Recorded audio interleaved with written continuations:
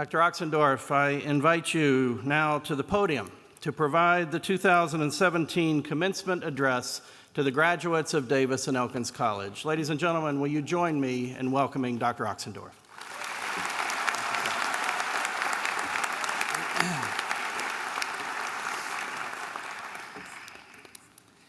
Thank you so much, and I can tell you that was the easiest degree I've ever earned. And for all of you graduates who've had to work so hard to be here today, I hope you too get to earn an easy degree someday. Usually they're not so easy. Good morning, D&E. I'm absolutely thrilled to be here, so proud to be part of this special day. It's a great honor for me. Anyone who knows me knows that I'm very proud of my Elkins roots, and I always love to come home. I wouldn't have wanted to grow up anywhere else in the world. President Wood, Chair of the Board Miles, faculty, students, families, and friends, I'm here today to show my gratitude to D&E, and also, most of all, to congratulate the 2017 class of Davis and Elkins College. Congratulations.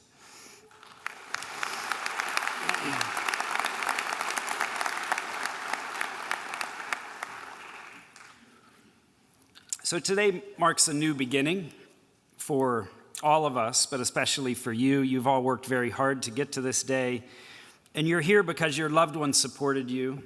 They didn't let you fail. You may have forgotten a lot of the little things that your family and friends did for you along the way, but they're sharing in your success today. So let's please have a big round of applause for the families and loved ones of the graduates.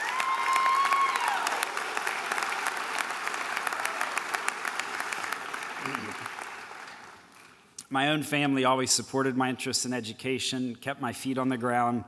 My father, Gene, was a teacher and worked here for many years at the college. But as I kept racking up degrees, including this one, he always made sure I kept my feet on the ground, made sure that I earned anything that I did. And for many years, I worked odd jobs in the neighborhoods around this campus. In fact, there were probably a few faculty behind me who were thinking, my grass is a little long right now, and I wonder if he's busy this afternoon and could stop by and mow the lawn because, Stephanie, I'm looking at you. I'm proud to have grown up together with a number of D&E professors, and these are dedicated, gracious people, people like Mike and Stephanie and Marianne and Sharmi and others. And, the influence of a good teacher ripples down through generations, and you'll continue to think back on things that you learned here for years to come. And not just the professors, but also the staff of the college have really invested in all of you, and they deserve our gratitude. So let's hear it for the teachers and the staff.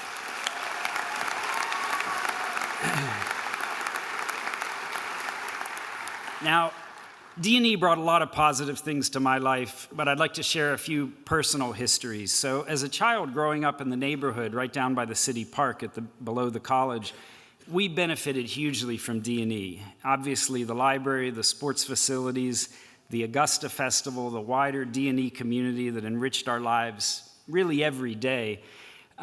There's one thing for a child, though, that really stands out. My children right now, when we go sled riding, we go down a little driveway, and it's about a 10-foot elevation drop, and they think it's the most exciting thing in the world. And I'm shaking my head, and I'm thinking, these kids don't know what a sled riding hill is. So one of these years, I'm going to have to get them back here to go down a real hill. There are two things that really stand out for me about what I got from D&E, though. Number one, the international students at D&E, they really expanded my horizons, and my parents befriended many international students. They were a regular fixture at the dinner table in our home. I don't know if it was because they were hungry or they liked the company, but pretty much if I went to dinner, I'd expect to see someone maybe from Trinidad and Tobago or Canada, Japan, Ireland, Dominican Republic, Jamaica, other places far from West Virginia.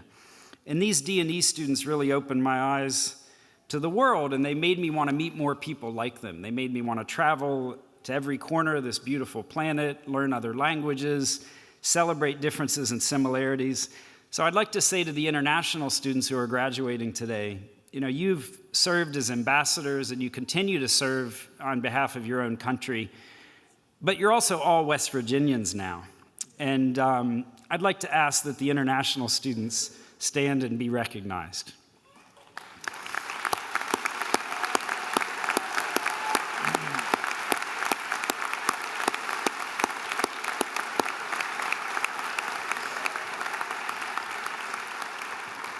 Thank you for all that you've brought to our community. We hope you will remain connected to D&E and to Elkins for the rest of your life, and we hope you'll go back home and tell people about what a special place this is. The second thing I'm most grateful for are the two beautiful mansions at the top of the hill, Halliehurst and Graceland. You know, it's difficult to believe, but 30 years ago, those mansions were falling down. And this is a bit of a confession here. As a child, my brothers and I used to break into those rundown mansions and sneak around at night. And you'd come around a corner with a flashlight and find a mirror, and you'd be sure you saw a ghost in there, and you'd run out screaming. And it was incredibly exciting. I would like to apologize here in public to the campus security guard, Howard, for any problems we may have caused him. But those experiences they really left a deep impression on me. They helped to nurture my childhood dreams of studying the great buildings of the world. And now I work to preserve historic buildings all over the planet. And that curiosity and thirst was really born here on this campus. So thanks to the vision of D&E and the many donors and friends of the college, both mansions have been beautifully restored. And the happiest day of my life occurred when I was married here on this campus 11 years ago. So I'm really grateful for those buildings and also to the supporters of D&E who maintain the campus. And I'd like to thank all of the donors in particular for supporting this and maintaining the campus. Thank you.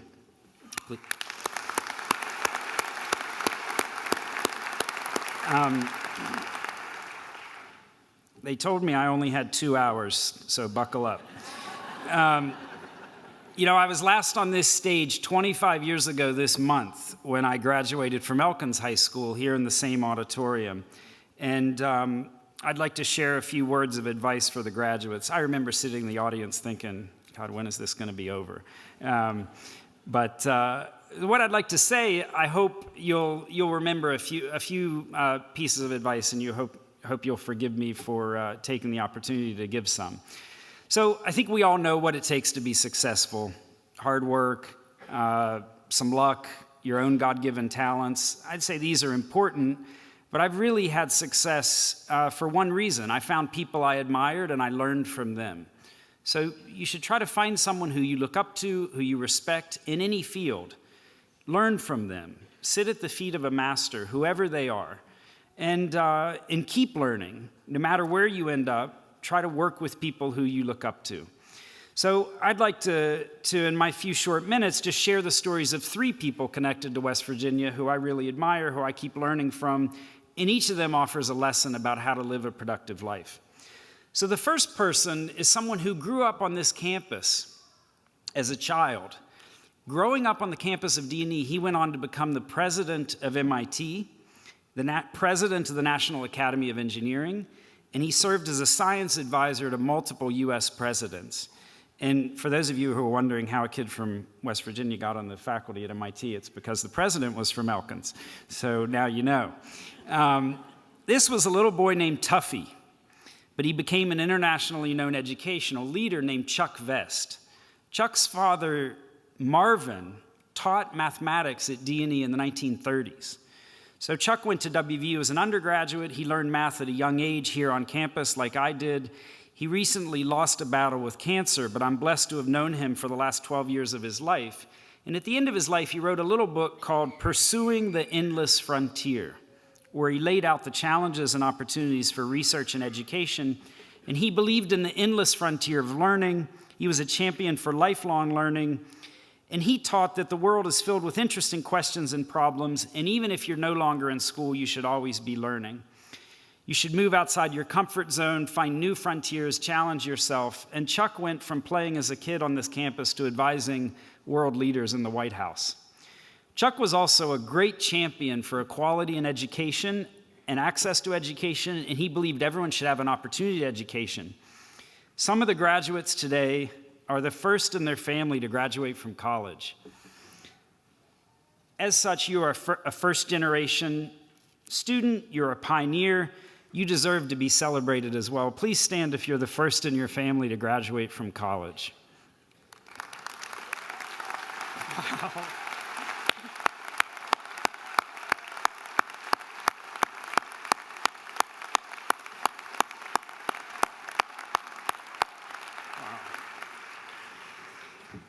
Wow, that's absolutely amazing.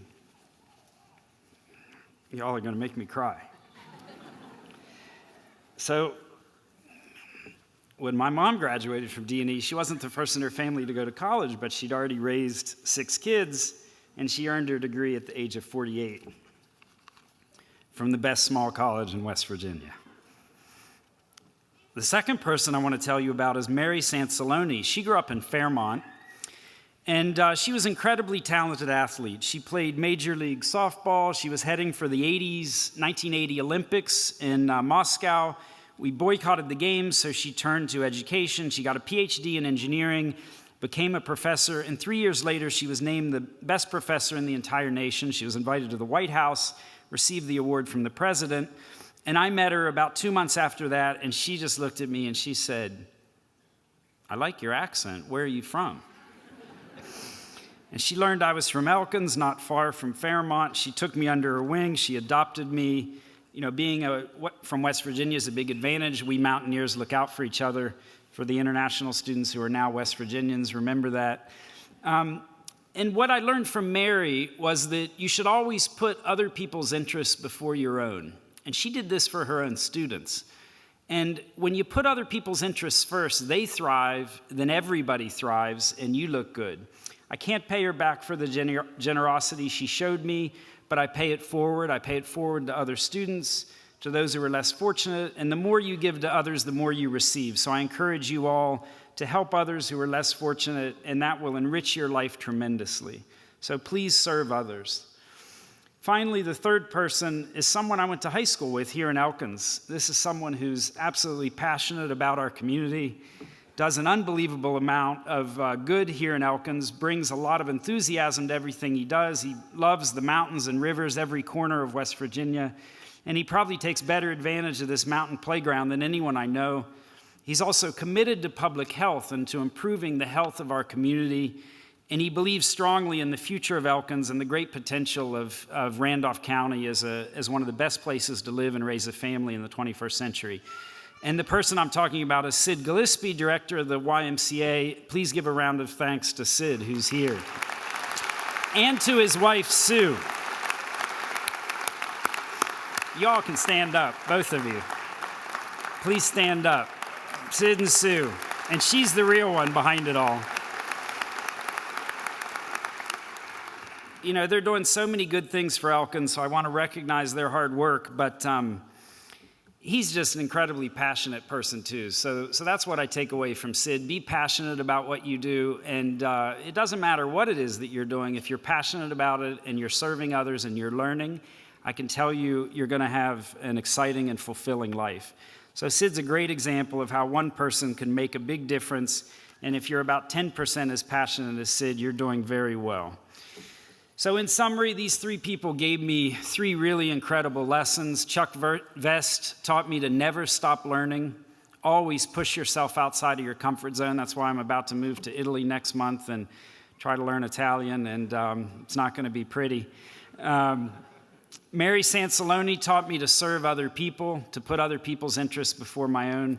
And Sid Gillespie taught me to be passionate about what I do.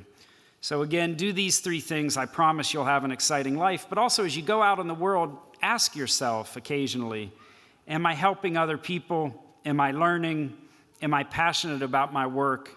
And find people to work with who you admire and look up to. And, you know, I love coming home to Elkins. I'm so honored to be here, and I'm immensely grateful for everything D&E gave me. I'm proud of each and every one of the graduates.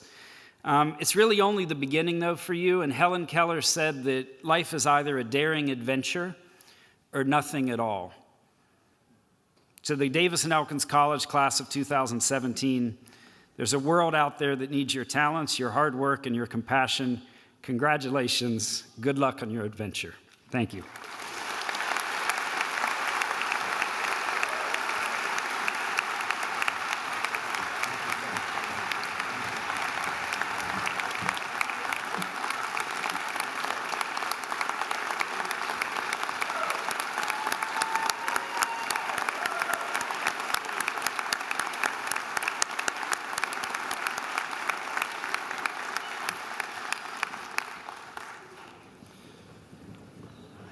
Dr. Ochsendorf, thank you so much. I have a feeling that might be in years to come as other commencement addresses are given, and as people talk about those who have had tremendous influence upon them, I wouldn't be surprised if your name is mentioned among that group. We thank you for being with us this morning, and once again, I know I speak for the Elkins community when I say we're very proud to claim you as our own. Thank you very much.